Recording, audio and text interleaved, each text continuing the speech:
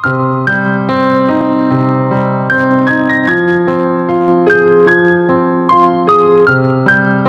Guys, welcome back to our channel. இந்த video எதுக்குன்னு பார்த்தீங்கன்னா, அஸ்வின் வந்து இன்றைக்கி நைட்டு வந்து மலைக்கு கிளம்புறாங்க. ஸோ அந்த வீடியோ தான் வந்து ஃபுல்லாக பார்க்க போகிறீங்க. எப்படி கிளம்புறாங்க, எங்கே கிளம்புறாங்க அப்படிங்கிறது எல்லாமே நான் உங்களுக்கு வீடியோவில் சொல்கிறேன். வாங்க வீடியோக்குள்ளே போகலாம்.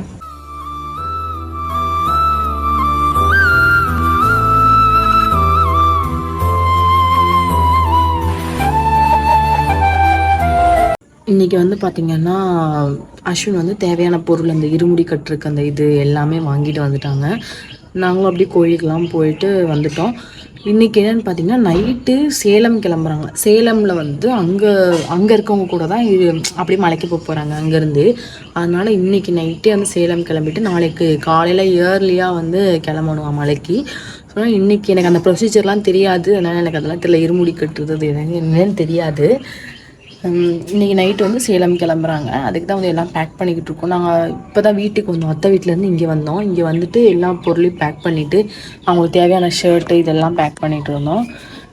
கொஞ்சம் அப்படியே தூங்கிட்டோம், ரொம்ப டயர்டாகிடுச்சு. நான் உள்ளே படுத்து தூங்கிட்டேன், அவங்க வெளியேயும் தூங்கிட்டாங்க. எப்படி தூங்கணுன்னே தெரில. நம்ம கிளம்பணும்னு நினச்சிட்டோம், டைம் ரொம்ப ஓவர் ஆயிடுச்சு. இனி நம்ம போயிட்டு இனி அத்தை வீட்டில் தான் இருக்க போகிறேன் 3 நாளுமே. அவங்க வரதுக்கு 3 நாளும் தெரியல எனக்கு. ஆனால் அங்கே தான் இருக்க போகிறேன். ஏன்னா இங்கே தனியாக இருக்க முடியாது, விளக்கேற்றிட்டே இருக்கணும். அதனால் அங்கேயும் இங்கே விளக்கேற்றினாலும் ஒன்று தான், அங்கே ஏற்றினாலும் ஒன்று தான்னாங்க. ஸோ அதனால் நாங்கள் அங்கே போய் நான் மட்டும் அங்கே போய் விளக்கேற்ற போகிறேன். அத்தையும் விளக்குறவங்க சாமி கும்பிட்டுருக்காரு அஸ்வின் உள்ள. கேட்குதா? ஸோ நம்ம இப்போ கிளம்பிட்டு இப்போ அத்தை வீட்டில் இருந்துட்டு அவங்களுக்கு அங்கேருந்து எல்லாம் கொஞ்சம் பேக் பண்ணி கொடுத்துட்டு அவங்க இன்னைக்கு சீக்கிரமாக கிளம்பிடுவாங்க. லேட் நைட் கிளம்ப மாட்டாங்கன்னு நினைக்கிறேன், சீக்கிரமாக கிளம்பிடுவாங்கன்னு நினைக்கிறேன். ஸோ என்னங்க அப்படியே லைன்லாம் பார்ப்போம். நம்ம இப்போ இங்கே சாமி கும்பிட்டு நம்ம அங்கே வீட்டுக்கு போகிறோம்.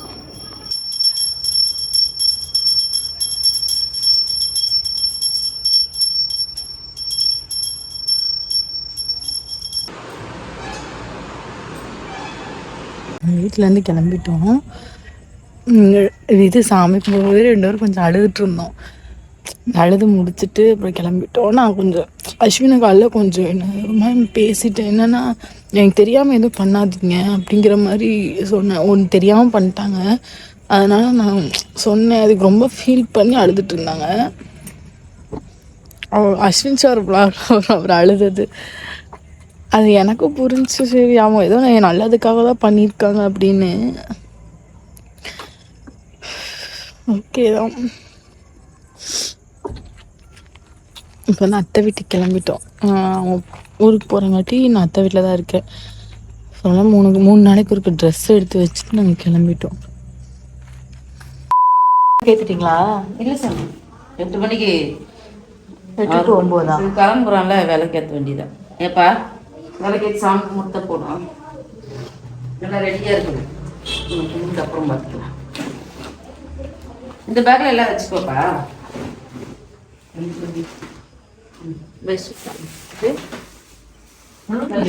பூத்த பூ சாமி வாங்கியிருந்தேனா? நான் வந்து மாலை எடுத்துட்டு போனேன்னு நினைச்சேன். வந்து வெற்றிலை தீபம் முருகனுக்கு ஏற்றலாம். மக்கில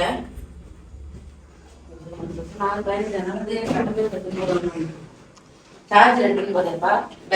பவர் பேங்க் வேணுமாமா? இந்த முதல்ல கேட்டேன்.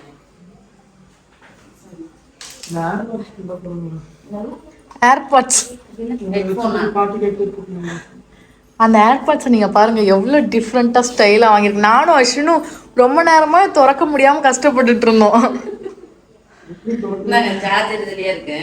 காட்டுங்க. இது எப்படி திறக்கிறதுன்னு தெரியாம ரொம்பவே கஷ்டப்பட்டுக்கிட்டு இருந்தோம். அப்புறமா தான் சொன்னாங்க இப்படியா. பார்க்கவும் ஈஸியாக தெரியும். சார்ஜ் இல்லையா? இதோட வயர்லாம் வேணா எடுத்துக்கோங்க, இல்லை அந்த வயர்லேயே போட்டுக்கலாம். சார்ஜ் ஆமாம், நீங்கள் சார்ஜ் போகிற வயர் இருக்குல்ல, எடுத்துக்கோங்க. இதுக்கு சார்ஜ் அந்த வயர் தான் பெட்டிங். இது ஐஃபோன். இந்த இது கேபிள் இருக்கா? அதுல குத்தலாமா? டைப் சி ஐஃபோன் கேபிள் தான் ரெண்டுமே. மட்டும் எப்படி கிடைச்சிச்சு? யாருக்கு ஏன் ஏறுதியா எனக்கு தெரியாது. நீ முதல்ல சொன்னீங்கன்னா நான் போட்டு வச்சுருப்பேனா நான் போட்டிருப்பேனா? சரி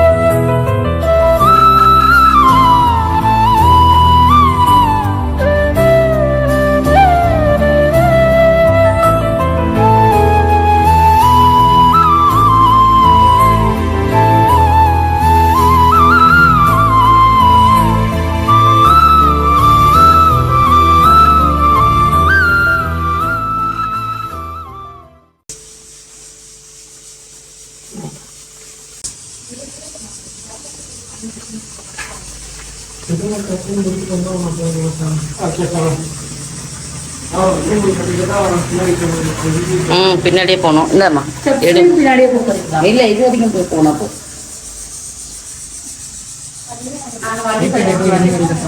படி வரைக்கும் போடலாமா? படி வரைக்கும் போட்டு விடுமா. பின்னாடி தான் கால் வைக்கலாம்.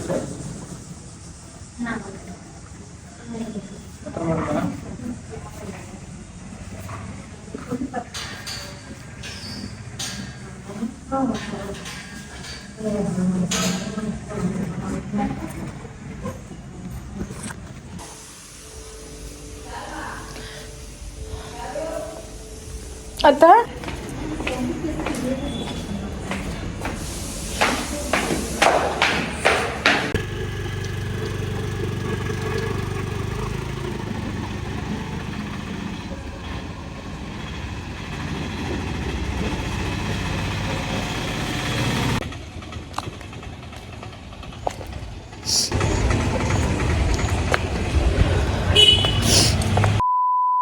சாமி வந்து மலைக்கு கிளம்பிட்டாங்க இங்கேருந்து. சொன்னல சேலம் போகணும். சேலம்லேருந்து நாளைக்கு காலையில் கிளம்புவாங்கன்னு நினைக்கிறேன் மலைக்கு.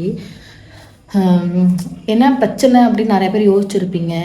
அது வந்து அஸ்வின் சாரில் அவங்க சொல்லியிருப்பாங்க. இருந்தாலும் நான் ஒரு தடவை இதில் சொல்லிக்கிறேன். என்னென்னு பார்த்தீங்கன்னா, ஏன் இது ஒரு வீடியோ விஷயம் தான், ஒரு சின்ன விஷயந்தான். எனக்கு தெரியாமல் அதை பண்ணாங்களா, அதனால நான் வந்துட்டு எதுக்கு இப்படி பண்ணுறீங்க என்கிட்ட கேட்கணும். என்கிட்ட எப்பவுமே கேட்பாங்க. இந்த டைம் அவங்களுக்கு கேட்கவே இல்லை. அவராக ஏதோ பண்ணிட்டாரு. அதனால வேற எந்த விஷயமும் இல்லை. அதனால தான் நான் வந்துட்டு எதுக்கு என்னை இப்படி ஏமாத்துறீங்க அப்படின்னு நான் கேட்டேன். ஏமாத்துறேன் அப்படின்னது அவருக்கு ஒரு பெரிய வேர்டு. நான் சும்மா நார்மலாக தான் கேட்டேன். வீடியோ எதுக்கு தெரியும், என்னை தெரியாமல் எதுக்கு நீங்கள் இப்படி பண்ணுறீங்க, எதுக்கு ஏமாத்துறீங்க அப்படின்னு சொல்லி கேட்டுட்டேன். அது அவருக்கு ரொம்பவே கஷ்டமாயிடுச்சு. எங்கள் 2 பேரும் இது வரைக்கும் இது 2 பேத்துக்குள்ள எந்த ஒரு ஒளிவு மறைவுமே இருக்காது. அவரை நான் ஒரு பண விஷயத்தில் கூட நான் அவரை ஏமாத்தினதில்லை. ஒரு சின்ன ஒரு எப்படி சொல்றது, ஒரு 10 ரூபா அவருக்கு தெரியாமல் இது வரைக்கும் நான் எடுத்தது கூட இல்லை. அதுதான் உண்மை. அவங்களும் வந்து எனக்கு தெரியாமல் ஒன்று கூட செஞ்சதில்லை. இந்த சர்ப்ரைஸ் இதெல்லாம் வேற. அது வந்து கொஞ்சம் எமோஷனல் ஆயிடுச்சு அவருக்கு. ஏமாத்திட்டேன் அப்படிங்கிறது வந்து ரொம்ப ஏமாத்துனீங்க அப்படின்னு கேட்டதை அவரால் தாங்கிக்கவே முடியல. சாமி கும்பிடும்போது சரியான அழுக. வீட்லேயும் சரி, அவர் ஒரு அழுகு ரொம்ப நாள் கழிச்சு பார்க்குறேன். கண்ணெல்லாம் அழுதுன்னா கண்ணெல்லாம் வந்து தண்ணி விழ ஆரம்பிச்சிருச்சு.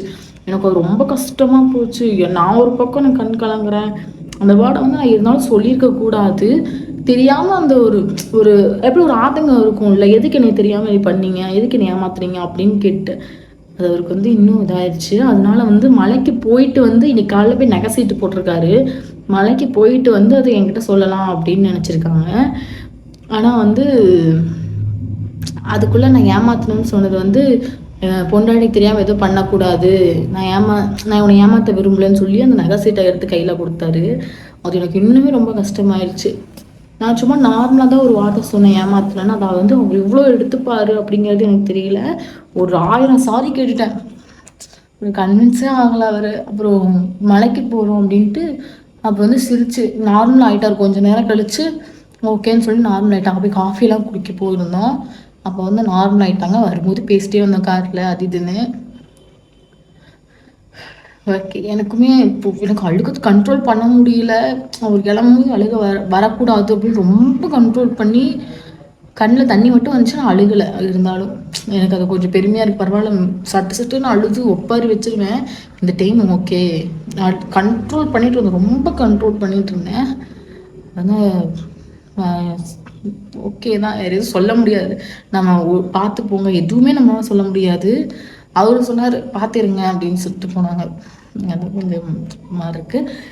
இப்போ வந்து வீட்டில் வந்து பார்த்திங்கன்னா வெத்தலை தீபம் முருகனுக்கு ஏற்றுவாங்க எப்போவுமே அத்தை. செவ்வாய்க்கிழமை ஏற்றுவாங்க. ஸோ அதை வந்து நான் தான் இன்றைக்கி ஏற்ற போகிறேன். ஏற்றிட்டு வீட்டில் வந்து எனக்கும் அத்தைக்கு மட்டும்தானே சாப்பாடு வந்து வடிக்கணும். சாப்பாடு வடிச்சிட்டு சாம்பார் வைக்கணும். அத்தை வரதுக்குள்ளே வச்சிருவேன்னு நினைக்கிறேன். பார்ப்போம். கொஞ்சம் மனசு கஷ்டமாக இருக்கும். ஒரு மாதிரி என்ன சொல்கிறதுனே தெரியல. அத்தை வர போகும்போது எதுவும் பேசக்கூடாது அழுகக்கூடாதுன்னு சொல்லிட்டே இருந்தாங்க. என்னால் கண்ட்ரோலே பண்ண முடியல. யார்கிட்டையுமே இப்போ என்னால் பேச முடியாது. அவர்கிட்டையும் கூப்பிட்டு நான் இந்த மாதிரி பேச முடியாது. வீடியோலையும் என்னால் எதுவும் பேச முடியல. அவங்க எந்த பார்ப்பாங்க வீடியோ பார்த்து. அவங்க இப்போ நான் வீடியோ இப்போ அப்லோட் பண்ணுற மாதிரி இப்போ மலையில் இருப்பாங்க. அது பார்த்தா ஃபீல் பண்ணுவாங்களோன்னு எனக்கு தோணுது. ஃபீல் பண்ணக்கூடாது, அவங்க நல்லபடியாக போயிட்டு வரணும், இந்த ஒரு மைண்ட் செட் தான் இருக்குது. எல்லாருமே நீங்கள் ரொம்ப திட்டுறீங்க, ரொம்ப பேசுகிறீங்க அப்படி இப்படின்னு சொல்லிட்டு, நீங்கள் ரொம்ப பேசுகிறீங்க, நீங்கள் ஏன் இப்படிலாம் பேசுகிறீங்க அப்படின்னு கேட்டே இருந்தீங்க. நான் நார்மலாக பேசுகிறது தான் உங்களுக்கு அப்படி தெரியுதுன்னு நினைக்கிறேன். வேறு எதுவுமே சொல்ல விரும்பலை. நான் வந்து நிறையா பேர் கமெண்ட்ஸில் ரிப்ளை பண்ணியிருப்பேன். மினி ப்ளாக்லாம் நிறையா பேசியிருந்தீங்க. எல்லாமே நான் ரிப்ளை பண்ணினேன். ஏன்னா அதுக்கு மேலே ரிப்ளை பண்ண முடியல. நானும் எங்கள் வீட்டில் மாலை போட்டிருக்காங்க அப்படிங்கிறப்போ நான் ரொம்ப அமைதியாக இருக்கணும். இருந்தாலும் எனக்கு ரொம்ப ஆதங்கம் தாங்க முடியாமல் தான் 2-3 கமெண்ட் பண்ணியிருந்தேன் மினி ப்ளாகில் நிறையா பேர்த்துக்கு. மினி ப்ளாகாக லென்த் வீடியோ 2மே பண்ணியிருப்பேன். எல்லோரும் ஏதோ தப்பாக பேசியிருந்தால் கண்டிப்பாக மன்னிச்சுக்கோங்க. நீங்கள் பேசுகிறது எப்படி நீங்கள் இந்த மரியாதைலாம் பேசுகிறீங்களோ அதே மாதிரி தான் நான் உங்களை பேசினேன். நார்மலாக பேசுகிறவங்க எல்லாத்தையுமே நார்மலாக பேசினேன். அது இல்லாமல் ரொம்ப இந்த லாஸ்ட் வீடியோலாம் பார்த்தீங்கன்னு வச்சுக்கோங்களேன், நீங்கள் பிரிச்சுட்டீங்க, குடும்பத்தை பிரித்து கூட்டிகிட்டு போயிட்டு அப்படி இப்படி நிறையா பேசியிருந்தீங்க. உங்களுக்கு எந்த உண்மையுமே தெரியாமல் பேசிக்கிட்டு இருக்கீங்க. என் மேலே தப்புன்ற மாதிரி நிறையா பேர் பேசுகிறீங்க. நான் தான் பிரித்தேன் அப்படிங்கிற மாதிரி நிறையா பேசிகிட்டு இருக்கீங்க. அதுக்கு எல்லாமே வீடியோ கண்டிப்பாக வரும். வேறு சொல்ல விரும்பலை. நிறையா பேர்ட்ட அந்த என்ன விஷயம் அப்படிங்கிறத லைட்டாக மேலோட்டமாக சொன்னேன். ஆனால் இன்னுமே நீங்கள் நிறையா பேர் நான் தான் என்னமோ பிரித்து கூப்பிட்டு போனேன்றீங்க. சொல்லப்போனால் நாங்கள் ஃபஸ்ட்டு வீடியோவில் சொல்லியிருப்போம். நான் வந்து ஒரு வார்த்தை கூட பேசலை. அஸ்வின் தான் கூட்டிகிட்டு போனாங்க. நான் எதுவுமே பேச கிடையாது. அஸ்வின் தான் என்னை கூட்டிகிட்டு போனாங்க. நான் இப்போ வரைக்கும் நான் டேம் ஷூராக சொல்கிறேன், நான் எதுவுமே பண்ண கிடையாது. அது ஃபஸ்ட்டு நல்லா புரிஞ்சுக்கோங்க. எல்லாம் தெரியாமல் பேசிக்கிட்டு இருக்கீங்க. கண்டிப்பாக எல்லா உண்மையும் ஒரு நாள் கண்டிப்பாக வெளியே வரும். அப்போ வந்து நீங்கள் எல்லாமே புரிஞ்சுப்பீங்கன்னு நம்புகிறேன் நான். ஏன்னா என்னோட ஹேட்டர்ஸ் அதிகம். எனக்கு ஹேட்டர்ஸ் அதிகங்கிற மாதிரி தான் இருக்குது. ஃபஸ்ட்லாம் என்னை பேசுவீங்க, நல்லா பேசுவீங்க. இப்போ எனக்கு ஹேட்டர்ஸ் அதிகமாகிட்டீங்க. ஒரு இந்த இன்சிடென்ட்னால கூட வச்சுக்கோங்க. வீட்டிலேருந்து போனதே ஒரு பெரிய இன்சிடென்ட். அதுலேருந்து நீங்கள் என்னை கெட்டவன் நினச்சிக்கிட்டு இருக்கீங்க. ஸோ வந்து உண்மை என்னன்னு சொல்லி 2 பக்கம் எல்லா பக்கமும் நீங்கள் யோசிங்க. என் மேலே மட்டும் தப்பு இருக்குங்க நீங்கள் யோசிக்கிறது அது ஒரு இது இல்லை. சொல்லப்போனால் என் மேலேயும் சரி, என் மாமியார் மேலேயும் சரி எந்த ஒரு தப்பும் இல்லைன்னு தான் நான் சொல்லுவேன். எங்கள் 2 பேர் மேலேயுமே எந்த ஒரு தப்பும் இல்லை. கால சூழ்நிலையினால நாங்கள் பெரிய வேண்டிய சுச்சுவேஷன் ஆயிடுச்சு, அவ்வளோதான். வேறு எதுவுமே இல்லை. உண்மைகள் கண்டிப்பாக கூடிய சீக்கிரமே வெளியே வரும். நான் அவங்க மலைக்கு போயிட்டு வரட்டும். வந்ததுக்கப்புறம் டிஸ்கஸ் பண்ணிட்டு நான் என்னன்னு சொல்கிறேன். உண்மை தெரியாமல் யாரும் பேசாதீங்க, அவ்வளோதான். இது வந்து என்னோடய ஸ்ட்ராங்கான ஆன்சர்னு வச்சுக்கோங்க. தப்பாக நினைக்காதீங்க, அவ்வளோதான். வேறு எதுவும் சொல்கிறதுக்கு இல்லை. நான் பேசினா அப்புறம் நீ இப்படி பேசுகிற, நீ சீன் போடுற அப்படின்னு சொல்லுவீங்க. அதனாலே நான் எல்லாமே கண்ட்ரோல் பண்ணிட்டேன். என்னை வந்து புரிஞ்சுக்காமல் பேசாதீங்க. உண்மையை சொன்னால் ஆமாம் நான் தான் பிரித்து கூப்பிட்டு போனேன் அப்படின்னு என்னால் சொல்ல முடியும். ஏன்னா அது பண்ணலை, அதனால தான் நான் பண்ணலை. அதனால் என்னால் ஒத்துக்க முடியல. நான் எப்போவுமே நான் தான் பண்ணினேன் அப்படின்னா நான் ஸ்ட்ராங்காக ஒத்துப்பேன். எனக்கு பயம்லாம் இல்லை, ஸ்ட்ராங்காக ஒத்துப்பேன். அது எல்லாத்துக்குமே தெரியும். எங்கள் வீட்லேயும் தெரியும், இங்கேயும் தெரியும். நான் ஒன்று தப்பு பண்ணேன் அப்படின்னா நான் ஸ்ட்ராங்காக ஒத்துப்பேன். நான் இதை பேசினேன், ஆமாம் நான் இப்படி பேசினேன் அப்படின்னா கண்டிப்பாக ஒத்துப்பேன். நான் ஒன்று பண்ணாதது நீங்கள் சொன்னீங்கன்னா எனக்கு செம்ம கோபம் வருது. அது எல்லா கமெண்ட்லையும் விட்டு கிழிக்கிறீங்க. இந்த மாதிரி நீங்கள் தான் பிரித்து கூப்பிட்டு போனீங்க அப்படி இப்படின்னு. எந்த குடும்பத்துலேயும் பிரச்சனை வராமல் இருக்காது. அது வந்து மெயின். எல்லா குடும்பத்துலேயும் பிரச்சனை வரும். வெளியே காமிச்சிக்க மாட்டேங்கிறாங்க. அப்படி வெளியே காமிச்சாலும் ஒரு டைம் காமிச்சிக்கிட்டாலும் இன்னொரு டைம் காமிக்காத மாதிரி நடிக்கிறாங்க நிறையா பேர். ஸோ வந்து எல்லா குடும்பத்துலேயும் பிரச்சனை வரதான் செய்யும். அதுவும் மாமியார் மருமகள் அப்படிங்கிறப்போ இன்னும் பிரச்சனையாகும். ஏன்னா எனக்கும் பொசிட்டிவ்னஸ்னு இருக்கும், அவங்களுக்கு அதுக்கு மேலே இருக்கும். ஒரு பையன் வந்து இப்போ என் பேச்சை ஒரு சின்ன பேச்சை கேட்டாலுமே அவங்களுக்கு ஒரு பொசிட்டிவ் ஆகும். யாராக இருந்தாலும் அது ஆகும். அதை வந்து நம்ம கண்ட்ரோல் பண்ணிக்கிறதுல தான் எல்லாருமே இருக்குது. இப்போ எங்கள் லைஃப் அப்படி ஸ்மூத்தாக போயிட்டுருக்கு. இது வந்து கண்டிப்பாக ஒரு கிளாரிஃபிகேஷனுக்கு கண்டிப்பாக கூடிய சீக்கிரம் ஒரு வீடியோ போடுவோம். அவரே உட்காந்து பேசுவார். நீங்கள் அதில் தெரிஞ்சுக்கோங்க. ஏன்னா அஸ்வினை பொறுத்த வரைக்கும் யார் மேலே தப்பு ரைட்டு இதுதான். இப்போ நானும் அத்தையும் இருக்கேன் அப்படின்னாலே யார் தப்பு பண்ணீங்க அப்படின்னு அவங்கள தான் திட்டுவாங்களே தவிர தப்பு இல்லாதவங்க மேலே திட்ட மாட்டார். அது நானாக இருந்தாலும் சரி, யாரும் இப்போ நான் ஒரு சப்ஸ்கிரைபர் அவங்களா இருக்கட்டும், நான் ஏதாவது வார்த்தை விட்டுருந்தாலோ இல்லை அவங்க ஏதாவது பேசியிருந்தாலும் என் மேலே தப்பு இருந்தாலுமே அவங்க முன்னாடி என்னை அடிப்பார், ஏதாவது கேட்பாரு. அந்த மாதிரி தான் அஸ்வின் வந்து எப்படி நல்லது. இப்போ நீ கரெக்டு பொண்டாட்டிங்கிறங்காட்டி சப்போர்ட் பண்ணுறது அப்படிலாம் இல்லை. அவங்க அந்த சீனே கிடையாது அவங்கக்கிட்ட. நீ தப்பு பண்ணியா அவ்வளோதான் அப்படிங்கிற மாதிரி தான். அஸ்வின் வந்து பார்த்திங்கன்னா எவ்வளோ அமைதியாக இருக்காங்கன்னு நான் இப்போ பார்க்குறேன். அவங்க கேரக்டர் அப்படியே சேஞ்சு. அவங்கள பற்றி நிறையா பேருக்கு தெரிஞ்சிருக்கும். எனக்கு தெரிஞ்சு இது நான் அவங்க ஒவ்வொரு விஷயம் ஒரு எக்காரணத்தை கொண்டு இதெல்லாம் சொல்லக்கூடாதுன்னு தான் சொல்லியிருக்காங்க. இருந்தாலும் சொல்கிறேன், அவங்கள வந்து நீங்கள் நார்மலாக பார்த்துட்ருக்கீங்க. நார்மலாக ஒரு ரீல்ஸ் பண்ணுற பையனா, ஒரு கப்பிள் கண்டென்ட் க்ரியேட்டராக இந்த மாதிரி பார்த்துட்ருக்கீங்க. கூட இருக்கவங்களுக்கு அஸ்வினை பற்றி தெரியும். அது திருப்பூரில் அஸ்வினை பற்றி தெரியாமல் இருக்காது, கண்டிப்பாக தெரியும். எனக்கே ஸ்கூல் டைமில் பார்த்தீங்கன்னு வச்சுக்கோங்களேன், ஸ்கூல் டைமில் இப்படிலாம் ஒரு கேங் இருக்குது அப்படின்னு எனக்கு தெரிஞ்சும் வந்து எனக்கு இப்போ இந்த கேங்கில் ஒருத்தவங்க அப்படின்றப்போ எனக்கே செம்ம ஷாக்காக இருந்துச்சு. அஸ்வின் இந்த கேங்கில் ஒருத்தவங்க அதுவும் அப்படிங்கிறப்ப எனக்கே செம்ம ஷாக்காக இருந்துச்சு. அதான் உண்மை. நான் அது என்னென்னலாம் சொல்லலை. அவங்க பேக் ஸ்டோரி பார்த்தீங்கன்னா அவ்வளோ இருக்குது. நான் அதெல்லாம் தெரியல எனக்கு லாஸ்ட்டாக இப்போ தான் ரீசெண்டாக கல்யாணம் ஆகிற கொஞ்ச நாள் முன்னாடியே தெரியும் இவங்க இந்த கேங்கு அப்படின்னு. எல்லாருமே என்கிட்ட சொன்ன வார்த்தை என்னென்னா வேணாம். எல்லாருமே சொன்ன வார்த்தை வேணாம். என் ஃப்ரெண்ட்ஸ் கிட்ட சொன்னேன். ஃப்ரெண்ட்ஸ் கிட்ட சொல்லும்போது அப்படியா வேணாம் அப்படிங்கிற மாதிரி தான் எல்லாருமே சொன்னாங்க. ஆனால் நான் என்னால் முடியும். அவங்க வந்து ஃபுல்லாக டோட்டலாக சேஞ்ச் ஆகிட்டாங்க. அப்போ இருந்ததுக்கும் இப்போ இருந்ததுக்கும் உங்களுக்கு நல்லாவே டிஃப்ரென்ஸ் தெரியும். ஃபுல்லாக சேஞ்ச் ஆகிட்டாங்க. அதுவே எனக்கு ஒரு பெரிய சந்தோஷம். அத்தையும் அதான் ஆசைப்பட்டாங்க. அத்தையும் வந்து நல்ல பொறுப்பான பையனாக வீட்டில் பொண்டாட்டி புள்ள குட்டி இப்படி இருக்குன்னு ஆசைப்பட்டவங்க தான் அத்தையும். இப்பயுமே நாங்கள் ஒரு பிரச்சனை வந்தால் நானும் அத்தையும் வந்து இதை மூடி மறைக்க தான் பார்ப்போம். அஸ்வின் கிட்ட காதுக்கு எடுத்துகிட்டே போக மாட்டோம். ஏதாவது வெளியே நாங்கள் 2 பேரும் பர்சனலாக வெளியே போகும்போது ஏதாவது பிரச்சனையானாலும் எது ஆனாலுமே நானும் அத்தையும் அஸ்வின்கிட்ட ஃபுல்லாக மறைக்க தான் செய்வோம். நீங்கள் அவ்வளோ இப்படி பேசுகிறீங்க அப்படிங்கிறதே எனக்கு தாங்கவே முடியல. அவர் எவ்வளோ கண்ட்ரோலாக இருக்காருன்னு எனக்கு நல்லா தெரியுது. ஓகே, அது வந்து நான் சொல்லணும் இல்லை. அவர் வீடியோ பார்த்தாலே எனக்கு திட்டுவார், இதெல்லாம் எதுக்கு சொல்லிகிட்டு இருக்கீங்க. அவர் இப்போ வரைக்கும் அதெல்லாம் என்கிட்ட முழுசாக சொன்னது கிடையாது. எனக்கு காதில் கேட்டிருப்பேன்ல ஒவ்வொன்றா அவங்க ஃப்ரெண்ட்ஸ் சொல்கிறது, என் ஃப்ரெண்ட்ஸ் ஏன் இப்படி அந்த மாதிரி என் ஃப்ரெண்ட்ஸுக்கு தெரிஞ்சது, அவங்க ஃப்ரெண்ட்ஸ் நிறையா பேர் என்கிட்ட சொல்லியிருக்காங்க.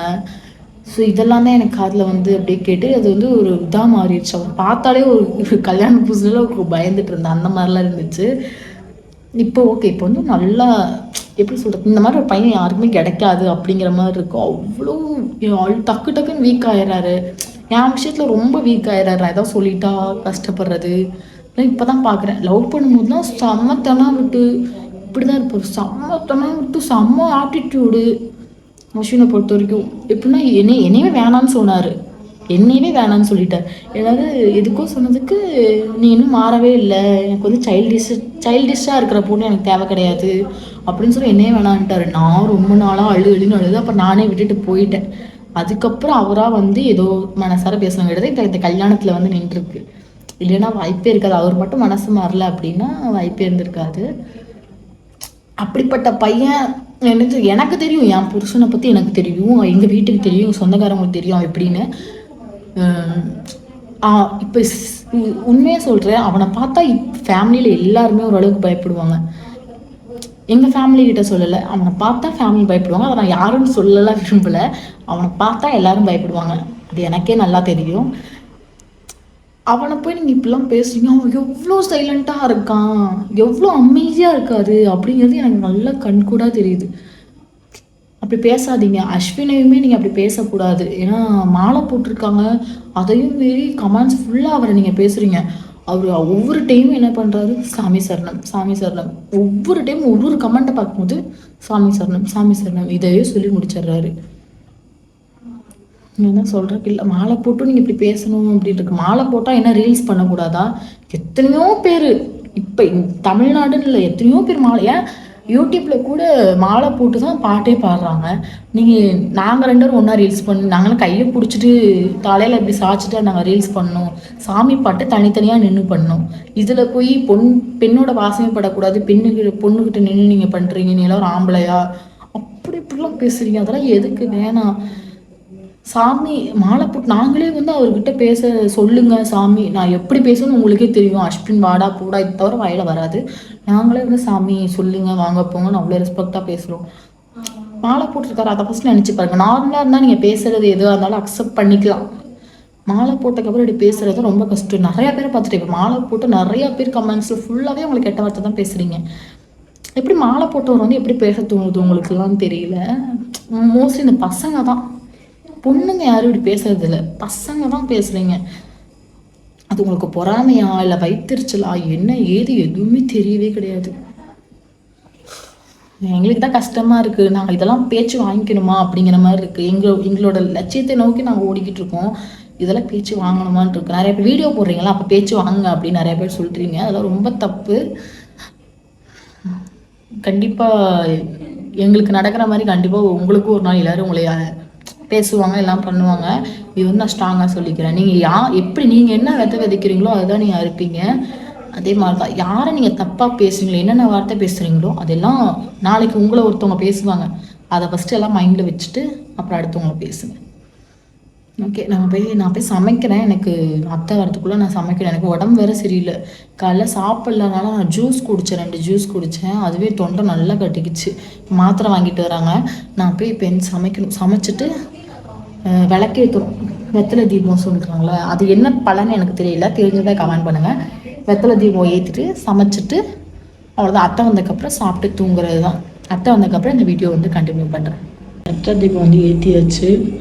அழகாக இருக்குது பார்க்க. அப்படியே சுற்றி வெத்தலை வச்சு ஏற்றுறது.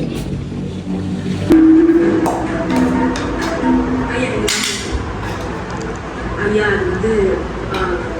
கொஞ்ச நேரம் பார்த்து சாப்பாடு வரலன்னா இப்போ நானும் அத்தையும் சாப்பிட்டுட்டு இப்போ சாப்பிட்டுட்டோம். தூங்க போகிறப்ப தான் மாத்திரை போட்ட ஒரே தலைவலி காலையிலேருந்து.